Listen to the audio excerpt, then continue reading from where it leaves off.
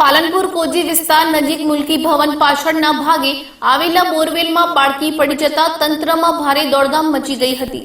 જો કે વહીવટી તંત્રએ ત્વરિતના ધોરણે બચાવ કામગીરી હાથ ધરી હતી। પાલનપુર શહેરના કોજી વિસ્તાર નજીક કલેક્ટર કચેરીના દ્વાર પાસે આવેલ મુલકી ભવન પાછળના ભાગે ખુલ્લા પ્લોટમાં બનાવેલ બોરવેલમાં બાળકી પડી જતા વહીવટી તંત્રએ ત્વરિતના ધોરણે જેસીબી મશીનથી બચાવ કામગીરી હાથ ધરી હતી।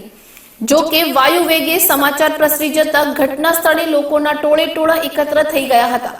જો કે વહીવટી તંત્રએ આક્રમક બચાવ કામગીરી હાથ ધરી ગણતરીના સમયમાં જ બાળકીને હેમખેમ રીતે બહાર કાઢી લેતા બાળકીનો અદ્ભુત બચાવ થયો હતો, જેને લઈને પરિવારજનો સહિત ઉપસ્થિત લોકોએ તેમજ વહીવટી તંત્રએ રાહતની લાગણી અનુભવી હતી।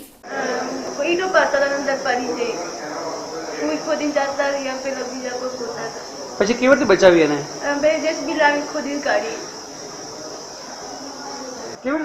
બાળકી બોરવેલમાં કેવી રીતે ગઈ? કેટલા ફૂટ અંદર ઉતરી? 20 ફૂટ।